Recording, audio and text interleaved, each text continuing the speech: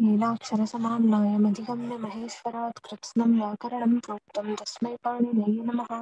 वाक्यकारं वररुचिं भाष्यकारं पतञ्जलिं सूत्रकारं च प्रणतोऽस्मि मुनित्रयं नमस्कृत्य तदुक्तिः परिभाव्य च वैयाकरणसिद्धान्तकौमुदीयम्।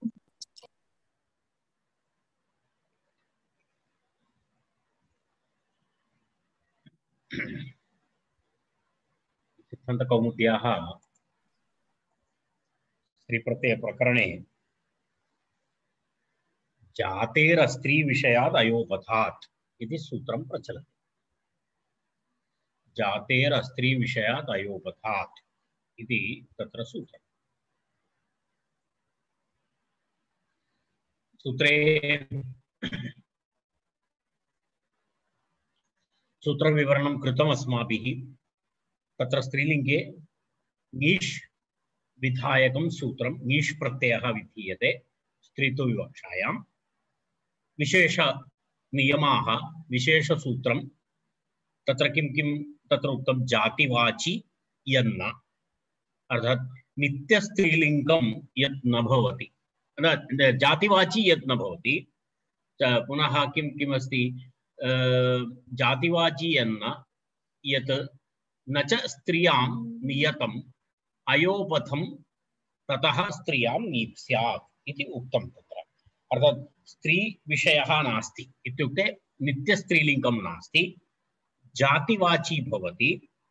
अनन्तरं पुनः यकारः उपधायां न भवति, तादृश प्रातिपदिकात् स्त्रीत्वविवक्षायां नीष स्यात् इति सूत्रार्थः प्रतिपादितः। तत् वयं गतसप्ताहे गतवर्गे अस्माभिः विस्तरेण तस्मिन् विषये चर्चा कृता। तेन कारणेन इदानीं पुनः अधिकविवरणस्य आवश्यकता नास्ति। जातिवाची यन्न च स्त्रियां नियतम् अयोपथं ततः स्त्रियां नीष् स्यात् इति सूत्रार्थः। अन्तर्गतविषयः जातिवाची इति शब्दः आगतः। का नाम जातिः इति विषयः तत्र चर्चायाम् आगतः। अर्थात् जातिरिति भिन्नभिन्नविषयाणां जातिवाचकत्वम् इति तत्र अस्ति। कारणं तत्र एकैकशास्त्रानुसारं भिन्नभिन्नविषयः अस्ति। यदा जननेन या प्राप्यते सा जाति इति भवति, नित्यत्वे सति एकत्वे सति अनेकवृत्तित्वं जातिः इति दार्शनिकानां तत्र विवरणमस्ति।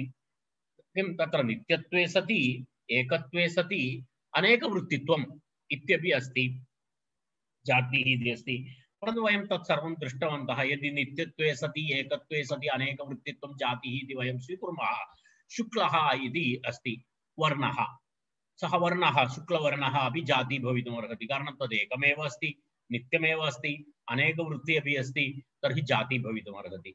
जाति भवति, परन्तु शुक्लः इति जातिः नास्ति, शुक्लः इति गुणः भवति, तर्हि तत्र दोषः भवितुमर्हति इत्यादि वयं चर्चां कृतवन्तः। अहं केवलं पुनस्मरणाय विवरणं कुर्वन्नस्मि। एते सर्वे विषयाः अस्माभिः चर्चिताः। तर्हि तत्र लक्षणत्रयम् उक्तं। प्रथमं द्वितीयं तृतीयम् इति जातिलक्षणं त्रिधा तत्र उक्तमस्ति। कारणं केवलम् एकलक्षणेन पर्याप्तव्याप्ति तत्र न भवति, अथवा कुत्रचित् अव्याप्ति कुत्रचित् अतिव्याप्ति अपि भवितुमर्हति इति कृत्वा तत्र लक्षणत्रयम् उक्तं। तत्र प्रथमलक्षणम् अस्माभिः दृष्टम् आकृतिग्रहणा जातिः इति तत्र प्रथमं लक्षणम्।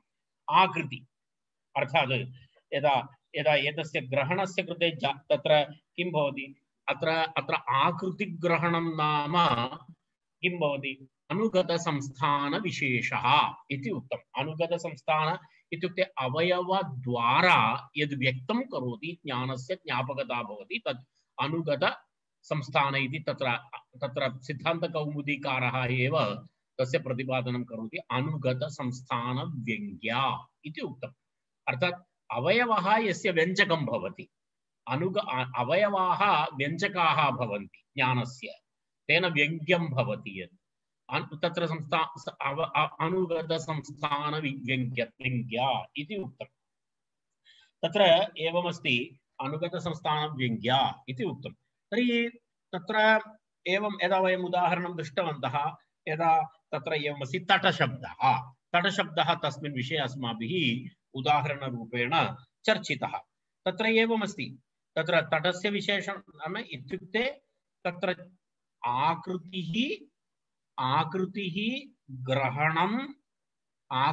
ग्रहणम् इसिकल् टु ज्ञानसाधनं।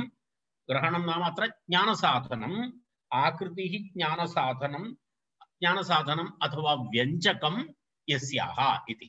आकृतिः अनुगत अवयवसंस्थानं तद् वस्तुतः किं भवति, ज्ञापकं भवति। इत्युक्ते ज्ञानसाधनं भवति, व्यञ्जकं भवति यस्याः सा इति आकृतिग्रहणा जातिः इति तत्र लक्षणम् उक्तं। तत्र एवमस्ति तटशब्दः, तत्र एवं विषयः। तटशब्दस्य किमस्ति, तत्र नदी समीप जलप्रदेश समीपवर्ती प्रदेशः इति अस्ति। तत्र तटशब्दस्य नियतलिङ्गत्वं नास्ति, तद् अनियतलिङ्गमस्ति। अर्थात् तटः इत्यपि प्रयोगः अस्ति, तटी इत्यपि प्रयोगः अस्ति, तटम् इत्यपि प्रयोगः अस्ति, तावद् तस्य अस्ति। तेन कारणेन आकृतिग्रहणा जाति इत्यनेन तटशब्दस्य जातिवाचकत्वं भवति। जातिवाचकत्वं भवति इति कृत्वा जातिवाची यन्न च स्त्रियां नियतम् अयोपथं ततः स्त्रियां ङीष् स्यात् इति तत्र ङीष् प्रत्ययः भवति, तटी इति रूपं भवति। द्वितीयं लक्षणम् उक्तं लिङ्गानां च न सर्वभाक् इति द्वितीयम् उदाहरणम् उक्तं। सर्वाणि लिङ्गानि न भजते, सर्वाणि लिङ्गानि सर्वाणां लिङ्गानां च न सर्वभाक् इति। अनन्तरं सकृदाख्यात निर्ग्राह्य इति तत्र मिलित्वा एकं लक्षणं। तत्र लिङ्गानां च न सर्वभाक् इत्युक्ते सर्वाणि लिङ्गानि न भजते, सकृदाख्यात निर्ग्राह्य इति लक्षणं तत्र उक्तमस्ति। इत्युक्ते तत्रापि एवमेव अस्ति, सर्वाणि लिङ्गानि न भवति, अर्थात् तत्र सर्वाणि लिङ्गानि न भजते इत्यत्र सर्वभाक् इति अस्ति, सर्वभाक् इति अस्ति तस्य आशयः। अर्थात् सर्वेषु लिङ्गेषु तस्य प्रयोगः न भवति। अनन्तरं पुनः केवलम् एकस्य व्यक्तेः विषये यदि प्रयोगः भवति, तदनन्तरम् अन्येषामपि व्यक्तीनां तत्र विशेषकथनेन विना परिचयः भवति, ज्ञानं भवति इति। तदेव तत्र किमस्ति, सकृत् आख्यात निर्ग्राह्य। सकृत् इति एकवारम् आख्यानेन, एकवारम् उच्चारणेन, एक बार कर इति वदति, एकवारं प्रयोगेण किं भवति, एक सकृत् आख्यात निर्ग्राह्य। सकृत् आख्यातं नाम आख्यानं भावे खञ्, तेन निर्ग्राह्य इत्युक्ते ज्ञातुं शक्या। निर्ग्राह्य इत्यस्य अर्थः अस्ति ज्ञातुं शक्या इति। सकृदाख्यात निर्ग्राह्य, सकृत् इति एकवारम् आख्यानम् उपदेशः, तेन पुनः पुनः उच्चारणेन विना अन्येषां व्यक्तीनामपि अवगमनं भवति, तत्र ज्ञानं भवति इति। तद् वस्तुतः सकृदाख्यात निर्ग्राह्या जातिः इति। लिङ्गानां च न सर्वभाक्, सर्वेषु लिङ्गेषु न भवति, परन्तु एकवारम् उच्चारणेन, एकवारम् उपदेशेन सर्वदा निश्चयेन तत्र ज्ञातुं शक्या इति, निर्ग्राह्या इति अस्ति। तादृश किमस्ति, तादृश विषयः अपि जाति भवति, तदपि जाति भवति। यदा तत्र असर्वलिङ्गत्वे सति तत्र उक्तं, तत्र तस्य विवरणमपि तत्र दत्तमस्ति, भवन्तः पश्यन्तु। तत्र किमस्ति, असर्वलिङ्गत्वे सति सर्वलिङ्गेषु प्रयोगः न भवति। असर्वलिङ्गत्वे सति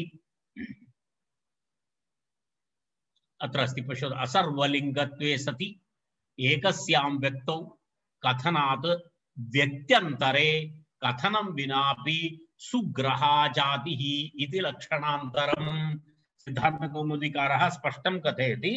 असर्वलिङ्गत्वे सति, सर्वलिङ्गेषु न भवति, असर्वलिङ्गत्वे सति एकस्यां व्यक्तौ, यदा वृषलः इति उक्तं, वृषलः इत्युक्ते सर्वे वृषलाः इति यदा वयं कथयामः तर्हि सर्वेषामपि तत्र अवगमनं भवति।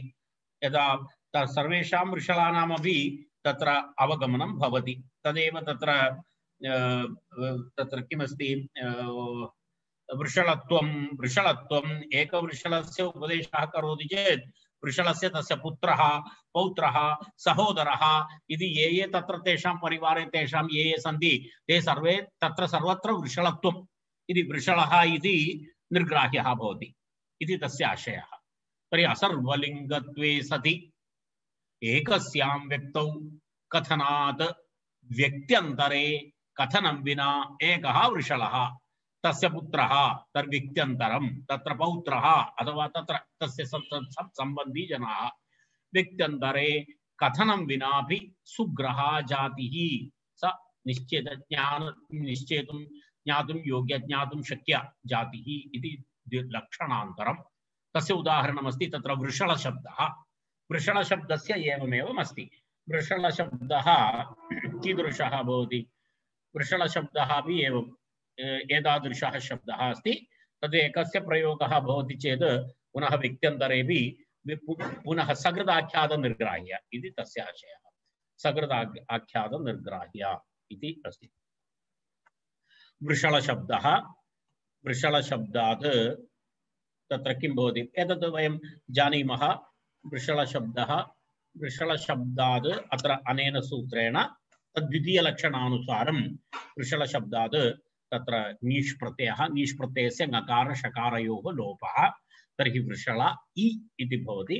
तदनन्तरं तत्र यस्येति च इति सूत्रेण अकारलोपे वृषल ई वृषली इति तत्र प्रातिपदिकं भवति। वृषली इति प्रातिपदिकं भवति। तस्मात् सुप्रत्ययस्य लोपे तत्र वृषली इति तत्र तस्य प्रक्रिया केवलं स्मरणाय दर्शितवान्। सुप्रत्ययस्य लोपः अज्ञातलोपः इति तत्र एवं तस्य प्रक्रिया भवति। वृषली इति तस्य प्रक्रिया भवति। तर्हि तत्र तदनन्तरं वयम् अग्रे गच्छामः। अग्रिमं तत्र अस्ति। एतद् द्वितीयं लक्षणम् अस्ति। द्वितीयलक्षणकथनानन्तरं तत्र अग्रे किञ्चित् प्रत्युदाहरणमपि दर्शयति। असर्वलिङ्गत्वे सति इति किमर्थम् इति सत्यन्तं किम् इति प्रश्नः। सत्यन्तं किम् इति सत्यन्तं किम् इत्युक्ते तावत्पर्यन्तं किमर्थम्? असर्वलिङ्गत्वे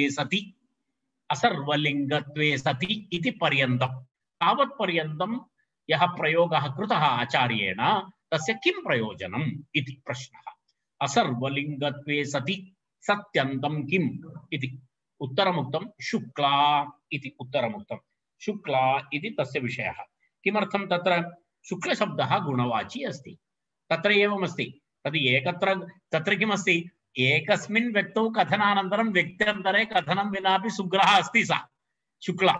एकत्र शुक्लत्वम् इति एकस्मिन् व्यक्तौ तदुक्तं। शुक्लः शुक्लागौ इति उक्तं।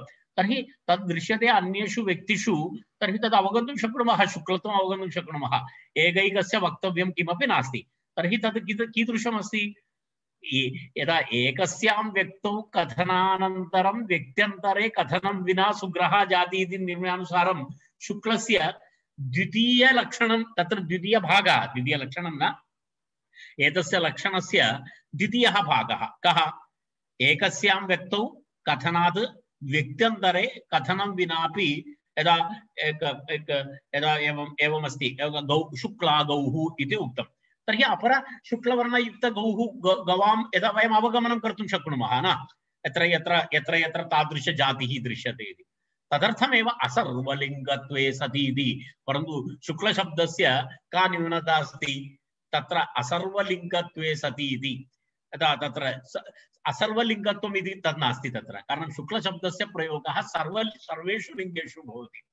शुक्लः पटः इत्यपि भवति, शुक्ला गौः इति भवति, शुक्लं पुष्पम् इत्यपि भवति। इत्युक्ते सर्वलिङ्गेषु अपि तस्य प्रयोगः भवति। असर्वलिङ्गत्वम् इति यदस्ति तत् तत्र न भवति। तेन कारणेन शुक्लादिगुणादिषु एतस्य अतिव्याप्तिः न भवति। अन्यथा किं भवति? एतस्य लक्षणस्य अतिव्याप्तिः भवति स्म। शुक्लादिगुणेषु अपि जातित्वं भवति स्म, तद् न भवेत् इति कृत्वा अत्र तत्र किम् असर्वलिङ्गत्वे सति इति। तृतीयः तत्र अपरम् एकदलप्रयोजनम् अस्ति। तत्र शुक्ला इत्यत्र अजाद्यदष्टाप् इति टाप् प्रत्ययः भवति, शुक्ला इति रूपं भवति। देन् नेक्स्ट् सकृत इत्यादि किम् इति प्रश्नः। एकवारम् उच्चारणेन इति अर्थात् एकस्यां व्यक्तौ कथनात् व्यक्त्यन्तरे कथनं विनापि इति सकृत् इति सूत्रे सकृत् तत्र अस्ति खलु सूत्रे तत्र लक्षणे किं सकृदाख्यातनिग्राह्या एकवारम् उच्चारणेन सर्वेषां पुनः अन्येषु तत्र निश्चेतुं योग्या ज्ञातुं योग्या इति तत्र सकृदाख्यातनिर्ग्राह्या इत्यत्र सकृत् इति शब्दः किमर्थम् इति प्रश्नः। तत्र दलप्रयोजनं वदति। तत्रापि एवमेव अतिव्याप्तिवारणाय तत्र पश्यतु संज्ञाविषयः यस्य कस्यापि संज्ञा भवति, संज्ञानां विषयः एवं भवति। यदा कोऽपि वा भवति, कोऽपि वा एक्सोर् वै देवदत्तः इति कस्यचित् नाम, तर्हि एकस्य देवदत्तस्य नाम उच्चारणेन सर्वेषां देवदत्तानाम् अवगमनं भवति। एकवारम् उच्चारणेन एकस्य अयं देवदत्तः इति देवदत्तं दृष्ट्वा तस्य स्वरूपं दृष्ट्वा तादृशस्वरूपे ये सन्ति ते सर्वे देवदत्ताः इति तु न भवति। एकः देवदत्तः भवति चेत् अपरः यज्ञदत्तः भवति। तत्र एवं नास्ति, सकृदाख्यातनिर्ग्राह्या नास्ति देवदत्तत्वं, कारणं तत्र संज्ञा अस्ति, सा संज्ञा अस्ति। देवदत्त इति शब्दः तत्र स्त्रीलिङ्गे देवदत्ता इति रूपं, देवदत्ता इति। तर्हि तत्र सकृदाख्यातनिर्ग्राह्या नास्ति संज्ञा, संज्ञा सकृदाख्यातनिर्ग्राह्या नास्ति। एकैकस्य टिण्डु पिण्डु इत्यादि सर्वं भिन्नं भिन्नं भवति। तत्र टिण्डु इत्युक्ते सर्वविश्वे टिण्डु सर्वे सन्ति, तेषां सर्वेषां निर्ग्राह्यत्वं तत्र न भवति। टिण्डु टिण्डु भवति, पिण्डु पिण्डु भवति, भिन्नं भिन्नमेव भवति तत्र। तस्मादेव सकृत् इति तत्र प्रयोगः कृतः। एकवारम् उच्चारणेन अन्येषामपि सर्वेषां ग्रहणं भवति इति तु अत्र नास्ति। तत् स जातिः असकृत् उच्चारणं भवति, तत्र जातित्वं नास्ति। तेन तद् दर्शयितुं तत्र अतिव्याप्तिवारणाय संज्ञादिविषये तत्र एवं न भवेत् इति कृत्वा तत्र अतिव्याप्तिवारणाय सूत्रे देवदत्ता इति शब्दः तत्र क्षम्यताम्, असकृत् इति शब्दः तत्र उच्चारितः। अग्रिमं तृतीयं लक्षणं गोत्रं च चरणैः सह इति तृतीयं लक्षणं। तत्र किमस्ति, तत्र गोत्रं चरणैः सह इति अस्ति।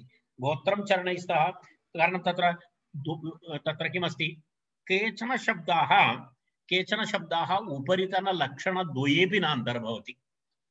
उपरितनलक्षणद्वयेपि न अन्तर्भवति। आग्निग्रहणः जातिः इत्यत्र वा किं भवति, लिङ्गानां च न सर्वभाक् सकृदाख्यातनिर्ग्राह्य इत्यत्र वा न अन्तर्भवति।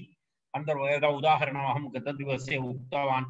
तत्र कठी इति अस्ति, अनन्तरम् औपगवी इत्यादि अपत्तिप्रत्ययान्ताः शब्दाः भवन्ति, तेषाम् अत्र ग्रहणं न भवति एताभ्यां लक्षणाभ्याम्।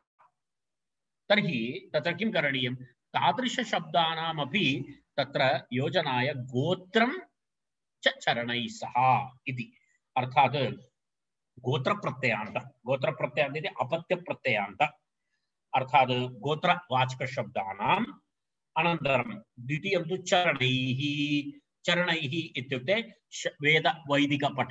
वेदपठनं ये कुर्वन्ति तेषां विषये। शाखा अध्येतृवाची इति अस्ति, अत्र भवन्तः पश्यन्तु। एतस्य विवरणमेव अत्र अधः दत्तमस्ति।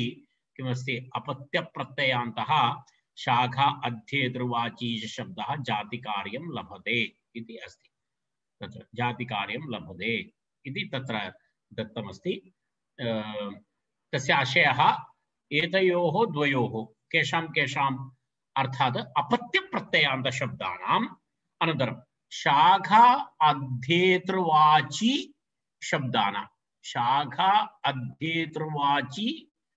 शब्दानां तत्र किं भवति, अत्र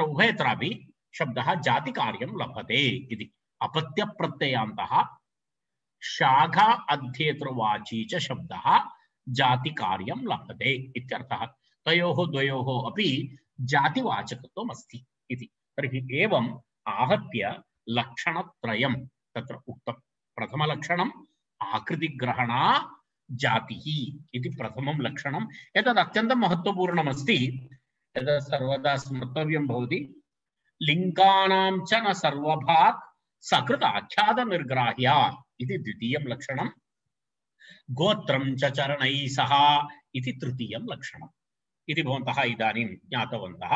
तर्हि तत्र प्रथमलक्षणस्य वयं तत्र चरण इति शाखा अध्येतृवाची शब्दः, अनन्तरम् अपत्यप्रत्ययान्तशब्दस्यापि जातिवाचकत्वम् अस्ति इति उक्तं। तत्र एवं जातिरित्यनुषज्यते गोत्रशब्देन अपत्यं विवक्षितं न तु पौत्रप्रभृति इति पारिभाषिकम् इत्यपि मनोरमा बालमनोरमायां तत्र ईषन्मात्रम् इतोपि विवरणमस्ति। भवन्तः पश्यतु, दर्शयामि।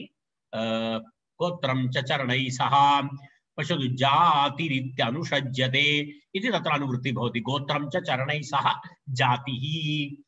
गोत्रशब्देन अपत्यं विवक्षितं, तत्र पूर्णं न भवति एतत्। न तु पौत्रपौत्रादि पारिभाषिकं नास्ति। अत्र पारिभाषिकं नास्ति। यदा वयं तस्य गोत्रम् इति कृत्वा वयं यत् पठामः तद्धितप्रकरणे तन्नास्ति इति व्याख्यानात्। अत एव अनन्तरापत्यप्रत्ययान्ते भवन्ति इत्यत्र जात् इति प्रयुक्तः ङीषिति अनुपसर्जनादिति सूत्रस्थ भाष्यं सङ्गच्छ। अस्तु, भाष्यं वयं किञ्चित् पार्श्वे स्थापयामः इदानीम्। अस्तु, चरणशब्दः तु शाखा अध्येतरि प्रसिद्धः। एतद् वाक्यम् अस्माभिः द्रष्टव्यं। चरणशब्दस्तु शाखा अध्येतरि प्रसिद्धः इति। तत्र चरणशब्दस्य आशयः शाखा अध्येतरि, शाखायाः यद् अध्ययनं करोति सः यः या वा भवतु तस्याः विषये तत्र उक्तमस्ति। गोत्रचरणाश्च जातिरिति यावत् इति तस्य आशयः। समन्वयं करोति गोत्रचरणाश्च जातिरिति यावत्, तदपि तत्र अन्तर्गताः भवन्ति।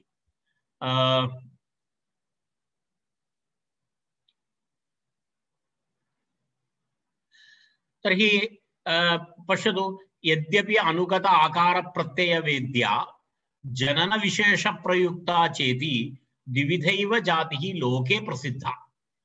तत्र गोत्रचरणाः न अन्तर्भवन्ति। तथापि अतस्मिन् तच्छब्द तद्वाजिषु शब्देषु तत्कार्यार्थम् इत्यभिप्रेत्य अपत्यप्रत्ययान्तः इत्यादिना तत्र सूत्रे, कारण तद् विशेषविधि अस्ति, कारण लोके तथा प्रयोगः नास्ति। तेन कारणेन अपत्यप्रत्ययान्तः शाखाध्येतृवाची च शब्दो जातिकार्यं लभते इति आचार्यः विशेषविधिं कृतवान् इति तावत् पर्याप्तम्। इदानीं विवरणं चिन्तयामि, सामान्यतः अवगतं स्यात् इति अहं पश्यामि। तत्र द्वित्राणि उदाहरणानि दत्तानि सन्ति। औपगवी इति अस्ति। औपगवी इति उदाहरणमस्ति। औपगवी इत्यस्य स्पष्टमस्ति। तत्र किमस्ति औपगवी इति? उपगोः अपत्यम्। उपगोः अपत्यम्। उपगो नाम कश्चन ऋषिः। उपगोः अपत्यम्, तस्यापत्यम् इति नियमानुसारं तद्धितप्रकरणं स्मरन्तु। तस्यापत्यम् इत्यनेन उपगु शब्दात् अण्प्रत्ययः, अण्प्रत्ययान्तः शब्दः। उपगोः अपत्यमिति उपगु इत्यस्मात् किं भवति? अण्प्रत्ययान्तः उपगु इति शब्दः।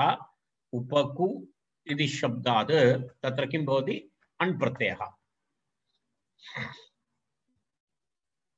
अण्प्रत्ययान्तः शब्दः एषः। तत् केवलं तद् अहम् एतद् दर्शयितुं तत् उक्तवान्। उपगु इति शब्दः, तस्य अन्यप्रक्रियाः भवन्तः जानन्ति।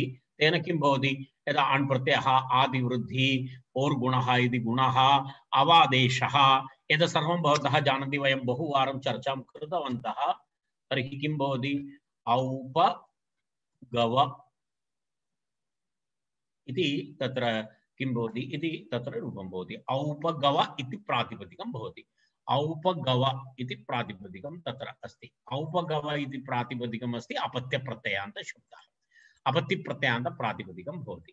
अपत्य प्रत्ययान्त औपगव इति प्रातिपदिकस्य तत्र किं भवति एतस्य शब्दस्य एतस्य प्रातिपदिकस्य अनेन लक्षणेन जातिवाचकत्वं भवति गोत्रैः च चरणैः सह इति जातिवाचकत्वं भवति जातिवाचकत्वं भवति इति कृत्वा जातेरस्त्री विषयादयोपधात् इति सूत्रेण नीष् प्रत्ययः भवति स्त्रीत्वविवक्षायां नीष् प्रत्ययः भवति नीष् प्रत्यये अनुबन्धलोपे नकार शकारयोः लोपे इ इति अवशिष्यते तर्हि तत्र इ इति अवशिष्यते चेत् तत्र किं भवति औप अनन्तरं यस्येति च इति अकारलोपः तर्हि औप गव इ इति अस्ति औप गव इ इति भवति चेत् तत्र पुनः मिलित्वा किं भवति औप गवी इति भवति औपगवी इति प्रातिपदिकं भवति औपगवी इति प्रातिपदिकात् सुप्रत्ययः भवति प्रथम एकवचने तर्हि औपगवी तस्य लोपः भवति तर्हि औपगवी इति रूपं भवति इति प्रथमं रूपं तत्र उक्तं राइट नेक्स्ट किमस्ति अग्रिमम् उदाहरणं किमस्ति तत्र द्वितीयम् उदाहरणं शाकाध्येतृ तस्य उदाहरणमस्ति कठी इति कठी इति द्वितीयं तत्र शाखा अध्येत्री इत्यर्थे कठेन प्रोक्तमधीयाना स्त्री इति तस्य विग्रहवाक्यं कठो नाम ऋषिः तेन प्रोक्तम् अधीयाना स्त्री अर्थात् कठो नाम कश्चन ऋषिः तेन प्रोक्ताः मन्त्राः इति तत्र कठेन प्रोक्तम् इति कठेन प्रोक्तं यत्किमपि अस्ति तद् अधीयाना स्त्री इत्यर्थे तत् पठन्ती स्त्री इत्यर्थे किं भवति कठी इति प्रयोगः निनि प्रत्ययान्तः शब्दः भवति तत् न कठी इति कठिन् इति भवति निनि प्रत्ययान्तः तत्र कलापि वैशम्पायनान्तेवासिभ्यश्च इति सूत्रमस्ति कलापि वैशम्पायन अन्तेवासिभ्यश्च इति तत्र सूत्रेण तत्र वैशम्पायन अन्तेवासित्व निबन्धनो निनिः कठेन प्रोक्तम् इति तत्र निनि प्रत्ययान्तः शब्दः तत्र तस्य लोपः भवति कठचरणाद् लुक् इति तस्य लुक् लोपः भवति निनि प्रत्ययस्य अहं पश्यामि यत् सर्वं वयं तद्धितप्रकरणे पठितवन्तः इति मन्ये अहं तथा पश्यामि निनि प्रत्ययः तस्य लुक् लोपः भवति पुनः तदधीते तद्वेद इत्यर्थे तत्र अण् पुनः तस्य अणः लोपः भवति प्रोक्ताद् लुक् इति अणः लोपः भवति तद्धितप्रकरणं पश्यतु एकवारं प्रोक्ताद् लुक् इति अण् प्रत्ययस्य लुक् लोपः भवति तर्हि कठशब्दः भवति एवं कठशब्दः भवति वस्तुतः मूले भेदः नास्ति कठ इत्येव भवति तस्मात् प्रथमं किं भवति निनि प्रत्ययः भवति निनि प्रत्ययस्य लुक् लोपः भवति तर्हि कठि पुनः कठ इत्येव भवति तस्मात् अण् भवति अण् प्रत्ययस्यापि लुक् लोपः भवति कठ इत्येव अवशिष्यते तर्हि अन्ततो गत्वा तत्र कठ इत्येव भवति इति भवति कठ तस्मात् अनेन सूत्रेण तत्र नीष् प्रत्ययः भवति चेत् किं भवति तत्र यस्येति च इति अकारलोपः भवति चेत् तत्र कठ इति भवति कठ इति भवति चेत् कठ इति भवति ई भवति तर्हि तस्मात् किं भवति कठी इति तत्र प्रातिपदिकं भवति कठी इति प्रातिपदिकं भवति तस्मात् सुप्रत्ययः भवति प्रथम एकवचने तर्हि किं रूपं भवति कठी इति तत्र एवं तत्र प्रथम एकवचनं भवति इति अस्ति एवम् अन्ये शब्दाः अपि द्रष्टव्याः तत्र कलापि इति एकः शब्दः अस्ति तदनन्तरं बहुवची इति शब्दद्वयं तत्र कलापमधीयाना इति तत्र तद् कलापि इति अस्ति तत्र कठी इति अभवत् शाकाध्येतृविषयस्य कलापि इति यदस्ति तत्रापि एवमेवमस्ति कलापि इति अण् प्रत्ययः भवति अण् प्रत्ययस्य लोपः भवति इनण्यनपत्ये इति प्रकृतिभावः भवति पुनः नान्तस्य टिलोपे सब्रह्मचारी पीठ सर्पि कलापि कौतुमी उपसंख्यानमिति वार्तिकेन टिलोपः भवति। एतत् सर्वं वयं तत्र पठितवन्तः इत्येव अहं पश्यामि। तेन कारणेन अहं तस्य अधिकविवरणं न करोमि। कलाप तस्मात् स्त्रीत्वविवक्षायां कलापी इति रूपं भवति। तावदुक्त्वा अहम् अग्रे गच्छामि। यदि अस्मिन् विषये भवतां संशयः अस्ति भवन्तः तद्धितप्रकरणम् एकवारं पश्यन्तु। बहु विवरणं कृतवान् अस्मि अहं तस्मिन् विषये। बह्वची इति अस्ति। ये नवीनाः सन्ति ते किं कुर्वन्ति, अत्र केचन नवीनाः अपि मध्ये योजितवन्तः। ते पुरातनजनैः सह अत्र ये वर्गं प्रति पूर्वम् आगतवन्तः तान् प्रति पृच्छन्तु, ते प्रक्रियां भवते दर्शयन्ति। अन्यथा अग्रे गच्छामः। अग्रिमम् उदाहरणमस्ति बहुरुचि इति उदाहरणमस्ति। बहवः रुचः अध्येतव्याः यस्याः सा इति। बहवः अध्येतव्याः, बहवः नाम रुचः। तत्र बहवः नाम किं किं बहवः बहु पठनीयमस्ति। किं किं तत्र बहवः इत्यस्य अर्थः रुचः। बहवः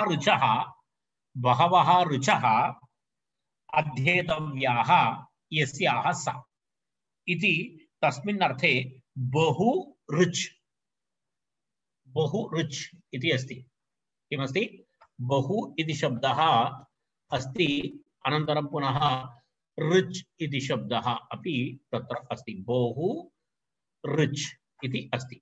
बहु रुच् इति तिष्ठति चेत् तत्र किं भवति? बहु रुच् इति भवति चेत् तत्र बहु रुच् तस्य यणादेशः भवति। यणादेशः भवति चेत् किं भवति?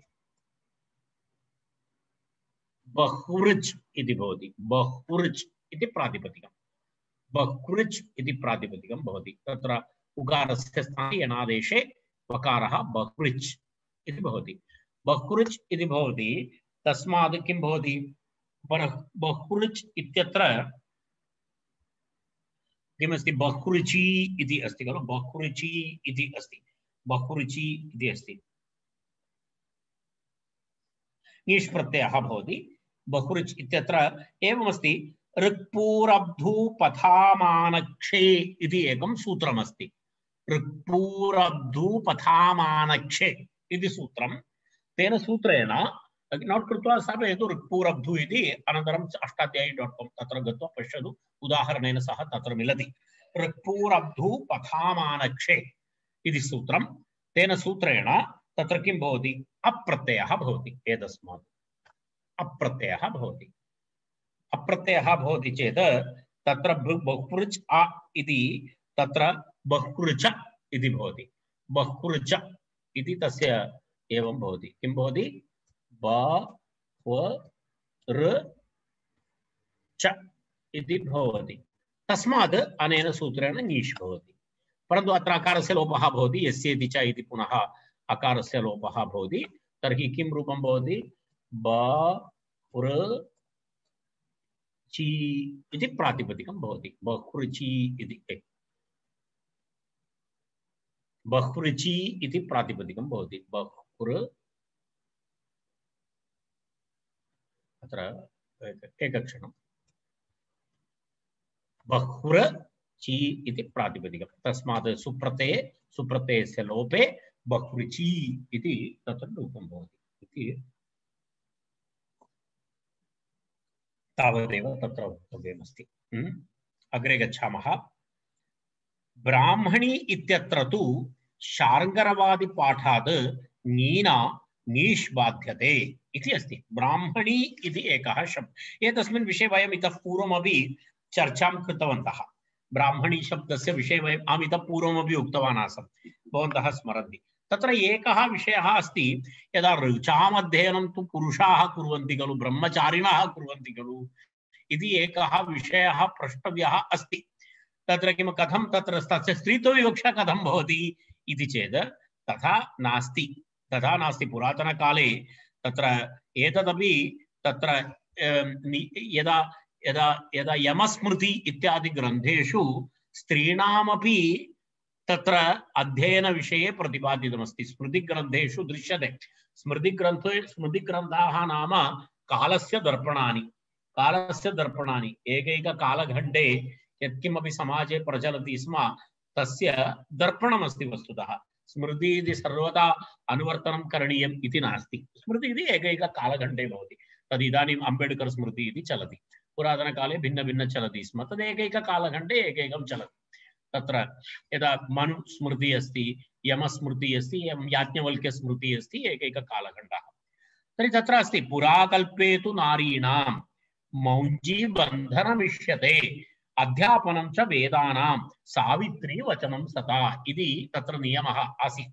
तत्र स्त्रीणाम् अध्ययनं प्रतिषिद्धम् इति कुत्रचित् आसीत्, कुत्रचित् नासीत् न, कुत्रचित् स्मृतिग्रन्थेषु तदस्ति। परन्तु यमस्मृतौ स्पष्टम् उक्तमस्ति। तत्र किमस्ति, पुराकल्पे भवन्तः हस्ते तत्त्वबोधिनी व्याख्या अस्ति चेत् तत्र द्रष्टुं शक्नुवन्ति। तत्त्वबोधिनी व्याख्यायाम् एतत् द्रष्टुं शक्नुवन्ति। एकक्षणम्।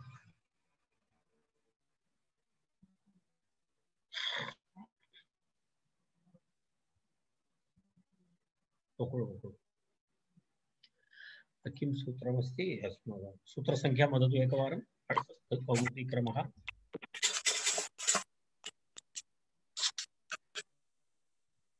518।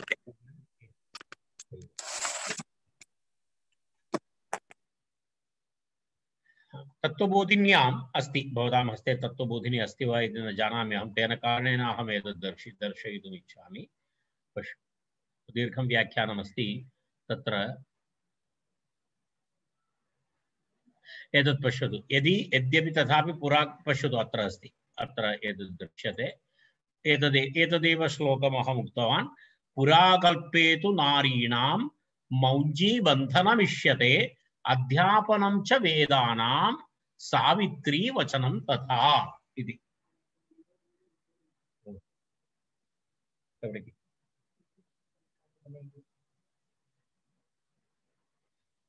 सावित्री वचनं तथा।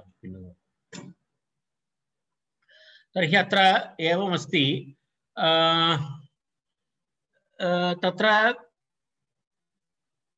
एतद् तत्त्वबोधिनी मध्ये अस्ति। यमस्मृतौ एतद् उक्तमस्ति, यमस्मृतौ तदुक्तमस्ति इति। तेन तद् एवं केवलम् इत्युक्ते तथा आसीत् नियमः, अर्थात् पठितुम् अवसरः आसीत् इति तत्र दृश्यते। एतदेव दर्शयितुम् अहम् एतं पुनः आनीतवान्। रैट्, अग्रे गच्छामः वयं। किमासीत् तत्र अग्रिमविषयः कः आसीत्, अस्माकं किं चलति स्म? ब्राह्मणी शब्दः तत्र कथं भवति, यदा गोत्रं च चरणैः सह इति जातिलक्षण वृषली औपगवी इत्यादि उदाहरणानि तत्र दत्तानि। तर्हि ब्राह्मणी इति किमर्थं तत्र लिखितं नास्ति इति प्रश्नः अस्ति। ब्राह्मणी इति किमर्थं नास्ति तत्र, कारणं तत्रापि एवमस्ति खलु ब्राह्मणी इति शब्दात्। तर्हि तत्र एवमस्ति, ब्रह्मणः अपत्यम् इत्यर्थे तस्यापत्यम् इत्यनेन अण् ब्राह्मो अजादौ इति टिलोपाभावः आदिवृद्धि इति ब्राह्मणशब्दः निष्पद्यते। ब्राह्मण इति शब्दः एवं निष्पद्यते। किं कथमस्ति, ब्रह्मणः अपत्यम्, ब्रह्मणः अपत्यम् इत्यर्थे तस्यापत्यम् इति अण् प्रत्ययः। ब्राह्मो अजादौ इति सूत्रेण तत्र ब्रह्मन् शब्दस्य टिलोप अभावः, अन्यथा तत्र टिलोपः भवितुम् अर्हति खलु, तत्र टिलोप अभावः आदिवृद्धि, तस्मात् ब्राह्मण इति शब्दः निष्पद्यते। तत्र जातिलक्षण ङीष् भवितुम् अर्हति। ब्राह्मण शब्दात् जातिलक्षण ङीष् भवितुम् अर्हति, कारणम् अपत्यार्थे अस्ति खलु। अपत्य प्रत्ययान्त शब्दस्य ङीष् भवति खलु, ङीष् प्रत्ययः भवति। तर्हि ङीष् प्रत्ययः भवति इति अस्ति, परन्तु अत्र ङीष् न भवति। किमर्थं न इति प्रश्नः। अत्र ङीष् नास्ति, ब्राह्मणी इत्यत्र ङीष् नास्ति। तत्र यः प्रत्ययः अस्ति ङीन् प्रत्ययः अस्ति, तत्र ङीष् नास्ति। ङीन् प्रत्ययान्त शब्दः सः अस्ति। रूपं तु समानमेव अस्ति, तत्र रूपे भेदः नास्ति। तत्र किं भवति, तत्र ङीन् इति अस्ति।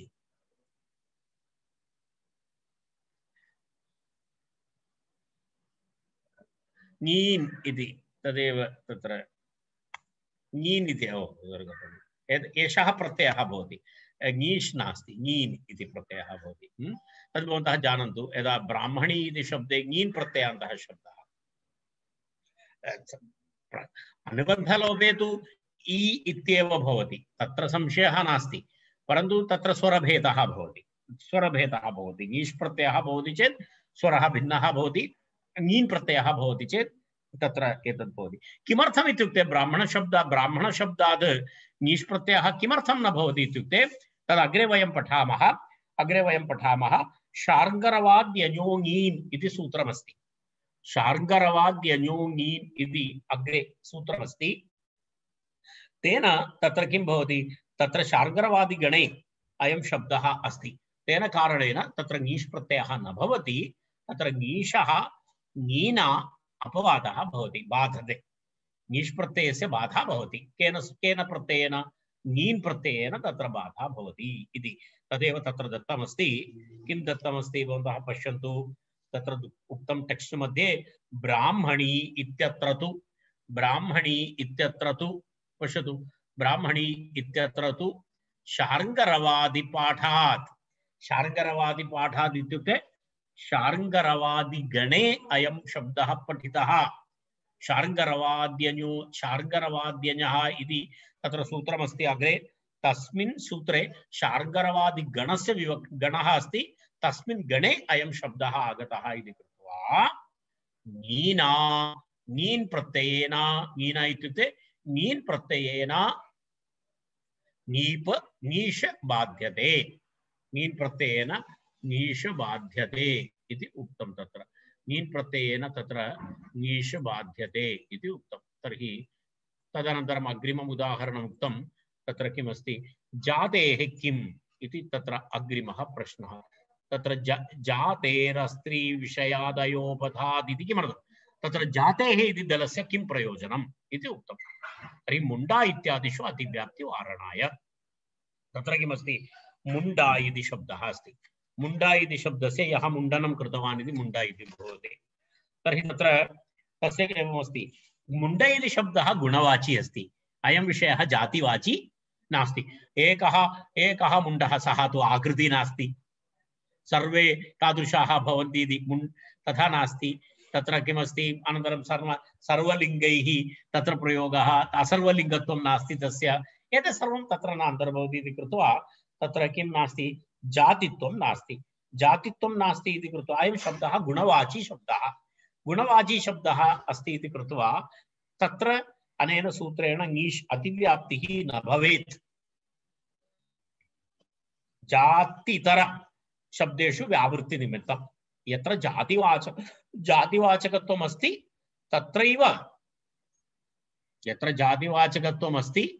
तत्रैव किं भवेत् ङीष् प्रत्ययः भवेत् अनेन सूत्रेण यत्र जातिवाचकत्वं नास्ति तत्र अनेन सूत्रेण तत्र किं न भवेत् इति अस्ति तत्र ङीष् प्रत्ययः न भवेत् इति तन्निमित्तं सूत्रे अयं शब्दः इति दलप्रयोजनं मुण्डा इत्यादिषु शब्देषु व्यावृत्तिनिमित्तं ङीष् व्यावृत्तिनिमित्तम् अनेन सूत्रेण तत्र एवमस्ति अनन्तरं पुनः अस्त्री विषयाद् इति किमर्थम् इति अस्त्री विषयाद् इत्युक्ते यत् नित्यस्त्रीलिङ्गत्वम् अनियत यदा तत्र किमस्ति अस्त्री विषयः अनियत स्त्रीलिङ्गं भवति इति अनियत स्त्रीलिङ्गत्वम् इति किमर्थम् अर्थात् यदा तत्र एवमस्ति बलाका इति शब्दः अस्ति बलाका इति भवन्तः जानन्ति पक्षिविशेषः बलाका इति यदा बगुली इति वदति खलु बलाका इति उच्यते बलाका इति नित्यस्त्रीलिङ्गशब्दः बलाकः इति तस्य पुल्लिङ्गे प्रयोगः नास्ति बलाका इति नित्यस्त्रीलिङ्गशब्दः अस्ति तेन कारणेन तत्र अनियतलिङ्गत्वम् इति नास्ति तत्र तत् नियतलिङ्गमस्ति बलाका इति नियतलिङ्गमस्ति तस्मात् नियतलिङ्गमस्ति इति कृत्वा तस्य जातिवाचकत्वं नास्ति अन्य सर्वमस्ति अयोपधमस्ति तत् अनन्तरं जाति अस्ति बलाका इति जाति अस्ति अर्थात् बलाका जाति अस्ति परन्तु तत्र किं नास्ति बलाका जाति इति अस्माकं लक्षणेन भवति अस्माकं लक्षणेन अन्तर्भवति कीदृशलक्षणे अस्त्री विषयाद् इति अस्माभिः उक्तम् अस्त्री विषयाद् इत्यत्र न भवति कारणम् अनियतलिङ्गत्वं नास्ति तस्य अत्र नियतलिङ्गमस्ति नित्यस्त्रीलिङ्गमस्ति तस्मात् तत्र ङीष् न भवेत् तत्रापि ङीष् प्रत्ययः न भवेत् इति कृत्वा तत्रापि किं कृतं तत्र तस्य व्यावृत्तिनिमित्तम् अस्त्रीविषयात् इति अयोपधात् इति किमर्थम् उपधायां यकारः न भवेत् इति तत्र पश्यतु यकारः उपधायां यस्य अत्र पश्यतु क्षत्रिय इति उदाहरणं दत्तं प्रत्युदाहरणं दत्तं क्षत्रिय इति प्रत्युदाहरणमस्ति क्षत्रिय शब्दस्य किमस्ति यकारोपधः अस्ति तत्र क्षत्रिय इति अस्ति पश्यतु क्षत्रिय इति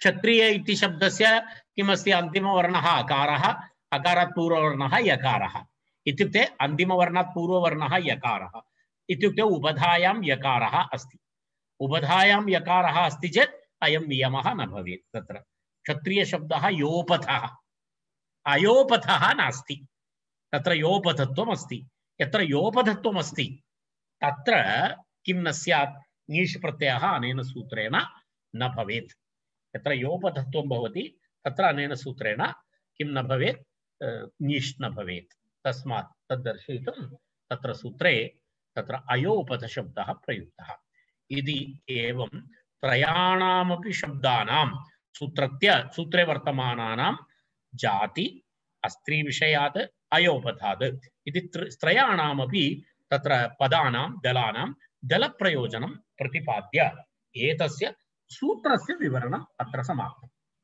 एतस्य सूत्रस्य विवरणं किञ्चित् दीर्घं सूत्रं दीर्घसूत्रमस्ति दीर्घविवरणात्मकं सूत्रं तस्य अहं पश्यामि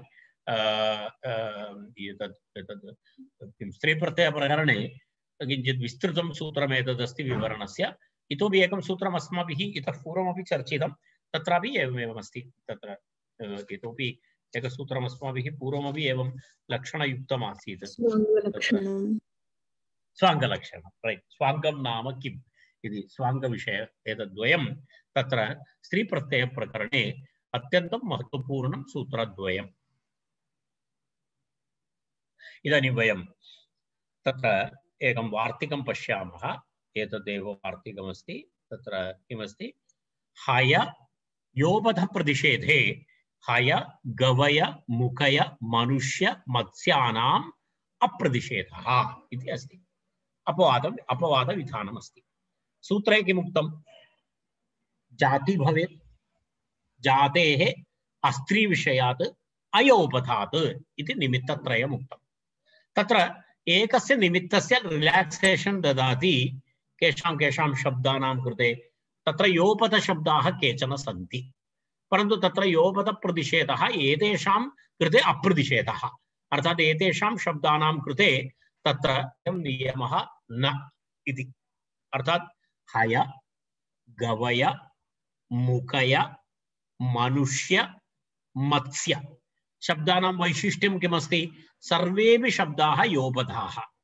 अर्थात् सर्वेषामपि शब्दानाम् अन्तिमात् पूर्ववर्णः यकारः अन्तिमवर्णः अकारः तस्य पूर्ववर्णः यकारः तर्हि योपधः अस्ति तर्हि जातेरस्त्री विषयात् अयोपधात् इति सूत्रेण नीष् प्रत्ययः अत्र तु न भवति किमर्थं तत्र योपधः अस्ति इति कृत्वा तर्हि तेषां शब्दानां प्रयोगे तथा न दृश्यते लोके तर्हि वार्तिककारः तत्र प्रतिषेधं दर्शयति तत्र प्रतिषेधं दर्शयति इति न अप्रतिषेधं दर्शयति इति वक्तव्यं भवति योपधप्रतिषेधे अप्रतिषेधं दर्शयति इत्युक्ते योपधप्रतिषेधः अत्र न भवति नीष् प्रत्ययः भवति अर्थात् यकारः उपधायां विद्यमाने सत्यपि तत्र किं भवति नीष् प्रत्ययः भवति नीष् प्रत्ययस्य निषेधः अत्र नास्ति इति केषां शब्दानां हय गवय मुकय मनुष्य मत्स्यानाम् इति अस्ति स्पष्टं तत्र अधिकविवरणं करणीयं नास्ति योपधप्रतिषेधे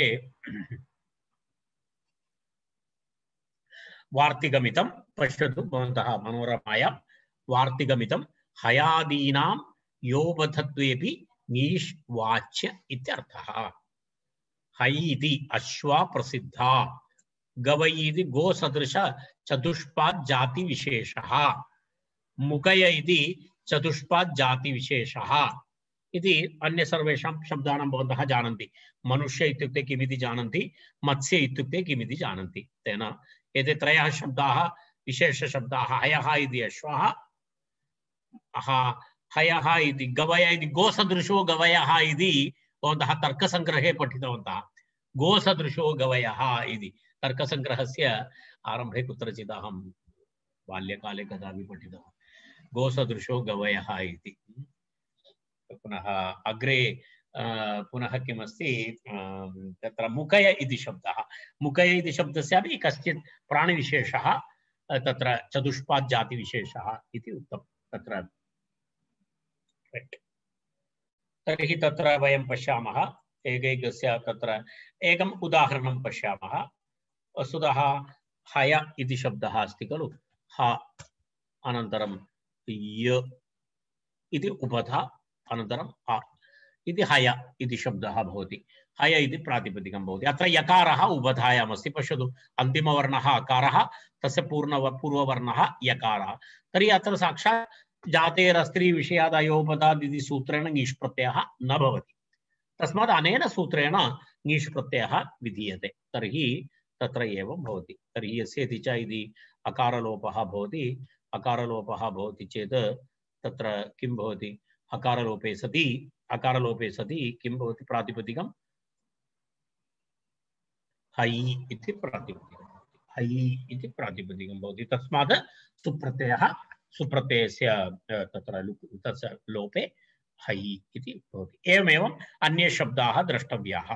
है इव, है अनन्तरम् एवमेव है इव तत्र एवं मुकयि, मुकय शब्दात् ङीष् भवति चेत् मुकयि, अनन्तरं गवय शब्दात् ङीष् भवति चेत् गवयि इति अस्ति।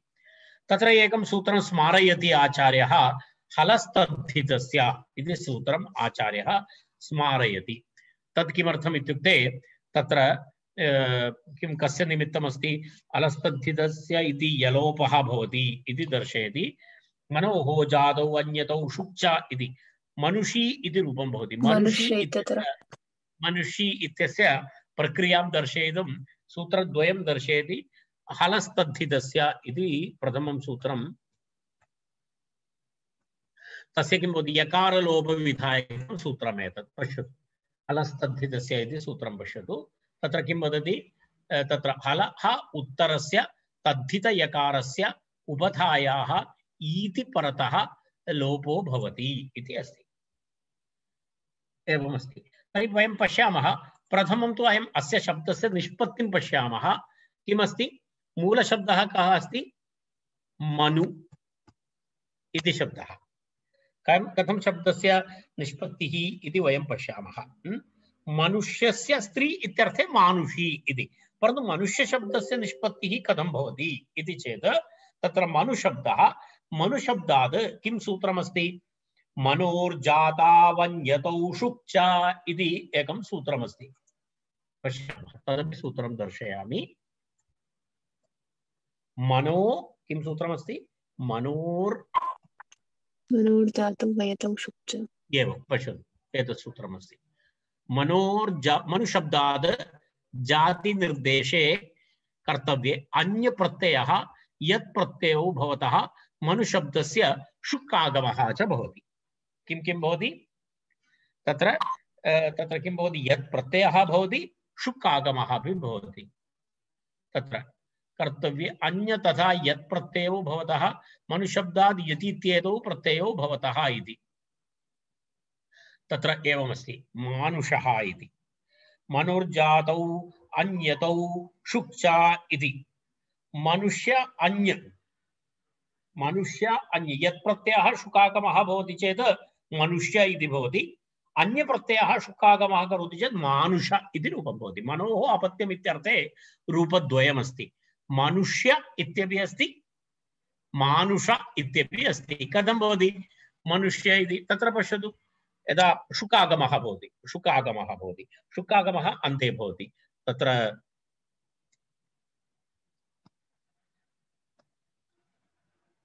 शुक्कागमः मनुशब्दात् शुक्कागमः तदनन्तरं यत् प्रत्ययः इति चिन्तयतु। तर्हि शुक्कागमे किं किं गच्छति? ककारस्य लोपः भवति, षकारस्य उकारस्य लोपः भवति, तदनन्तरं तकारस्य लोपः भवति यत् इत्यत्र। तर्हि किं भवति? मा नु ष एवं भवति खलु। मा नु ष अनन्तरं य मिलित्वा किं भवति? मनुष्य इति मनोः अपत्यम् इत्यर्थे मनुष्य इति एकं रूपं भवति। द्वितीयं रूपं किं भवति? मनु तदनन्तरं तत्र कः प्रत्ययः? अन्यप्रत्ययः शुकागमः। शुकागमः ष भवत्येव, ष भवत्येव, रैट्? ष इति प्रत्ययः शुकागमः। शुकागमे तु अहं केवलं ष इति कृतवान्। तर्हि अन्यप्रत्ययः अस्ति, अन्यप्रत्ययः अस्ति इति कृत्वा आदिवृद्धिः भवति। ञित् अस्ति खलु, ञित् अस्ति खलु, तत्र तत्र किं भवति? तद्धितेषु चामादेः, तद्धितेषु चामादेः इति आदिवृद्धिः मानुष इति भवति। एवं रूपद्वयमस्ति। अस्माकं विषयः अत्र मनुष्य इति तस्य शब्दस्य निष्पत्तिं वयं तत्र पश्यामः। इदानीं भवन्तः पश्यन्तु, इदानीं कः शब्दः अस्माकं हस्ते? कः शब्दः अस्ति? मनुष्य। तर्हि मनुष्य इति शब्दः कथं निष्पद्यते इति तद् स्मारयितुमेव आचार्यः अत एतत् सर्वं दत्तवान्। अत्र हलस्तद्धितस्य अनन्तरं तत्र मनोर्जाता वन्यतौ शुक्च इति तत्र आनुषङ्गिकसूत्राणां स्मारणाय तत्र एतत् दत्तमस्ति। यदि सूत्रद्वयमपि अहमपि स्मारितवान्, तर्हि मानुष्य शब्दात् अनेन वार्तिकेन नीष् प्रत्ययः भवति। नीष् प्रत्ययः भवति। नीष् प्रत्ययः भवति चेत् किं भवति? मानुष्य इति भवति। अत्र अस्माभिः एतत् सूत्रम् आयति हलस्तद्धितस्य। पश्यतु, उत्तरस्य तद्धितयकारस्य अयं यकारः मानुष्य इत्यत्र तद्धितयकारः, तत्र संशयः नास्ति। तत्र इदानीं वयं पठितवन्तः। तर्हि तद्धितयकारस्य उपधायाः ईति परतः लोपो भवति। तद्धितयकारस्य ईकारे परे पश्यतु, सूत्रार्थं लिखित्वा स्थापयतु। हलः उत्तरस्य तद्धितयकारस्य उपधायाः ईति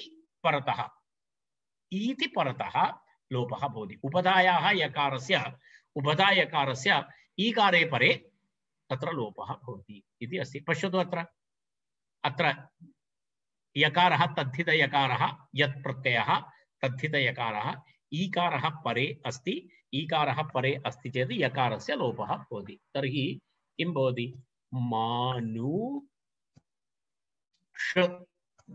मानुष इति भवति। मानुष यकारस्य लोपः, तर्हि मानुष इति भवति।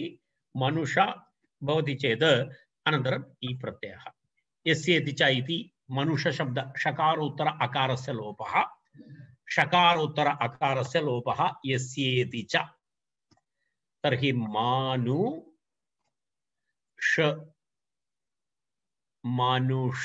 इति भवति। मनुष इति भवति। मनुष इति भवति चेत् किं भवति? तत्र मनुष इति भवति चेत् मानुषी इति भवति। मनुषी इति प्रातिपदिकं भवति। तस्मात् सुप्रत्ययस्य लोपे मानुषी इति तत्र किं भवति?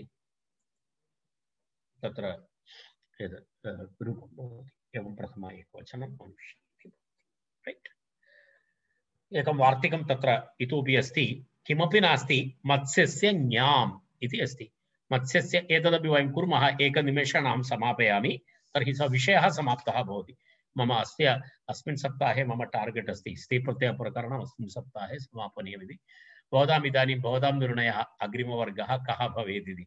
उत्तरकृतन्तस्य करणीयं वा कारकस्य करणीयं वा इति तद् भवताम् अभिप्रायानुसारम् अहं स्वीकरिष्यामि। मत्स्यशब्दः इति अस्ति। मत्स्यशब्दात् ङीष् प्रत्ययः। अत्र किं भवति? मत्स्यस्य ञाम् इति वार्तिकेन तस्य आशयः एवमस्ति मत्स्यस्य ञाम् इति तस्य वार्तिकस्य आशयः एवमस्ति ङीष् प्रत्यये परे यकारस्य लोपः भवति। एकक्षणं तत्र पश्यतु भवन्तः। मत्स्यस्य ञाम् इति सूत्रे सूर्यतिष्य इति सूत्रम् आयाति अग्रे तस्य तस्मात् सूत्रे वार्तिकं मत्स्यस्य सूत्रम् आगतं वा? हा अभवत्। सत्यं सत्यं रैट् रैट्। मत्स्यस्य अवयवस्य यकारस्य लोपः स्यात् ञामेव। केवलं ङी प्रत्यये परे किं भवति? मत्स्यस्य अवयवस्य यकारस्य लोपः स्यात्। मत्स्य शब्दस्य यकारस्य लोपः भवति। इति नियमः क्रियते अनेन नियमः क्रियते। तर्हि तत्र किं भवति किञ्चित् विवरणं करिष्यामि अहम् एतस्मिन् विषये। इदानीं केवलं वयम् एतद् दृष्ट्वा समापयामः। तर्हि किं भवति? यकारलोपे मत्स इति भवति, इ भवति। यकारस्य लोपः जातः मत्स इ। मत्स इ इति स्थिते किं भवति? यस्य इति च इति अकारलोपः। तर्हि मत्स इ मत्सी इति प्रातिपदिकं। तस्मात् सुप्रत्ययः सुप्रत्ययस्य लोपे मत्सी इति भवति। मत्सी इति रूपं भवति। तत्र यदा केवलं ङी प्रत्यये भवति तत्र केवलं तत्र ङीष् प्रत्यये परे इत्येव भवति, अन्यत्र तु न भवति। तद् अहं वदामि तस्मिन् विषये किञ्चित् अहं पश्यामि। इदानीं वयम् अत्र तिष्ठामः। पाककर्णपर्णपुष्पफलमूलवालोत्तरपदाच्च इति सूत्रेण सह वयं श्वः पुनः अस्माकं वर्गस्य आरम्भं कुर्मः। अस्तु, शान्तिमन्त्रेण अलङ्कुर्मः। सर्वे भवन्तु सुखिनः, सर्वे सन्तु निरामयाः, सर्वे भद्राणि पश्यन्तु, मा कश्चित् दुःखभाग् भवेत्। ओम शान्ति शान्ति शान्तिः। धन्यवादः।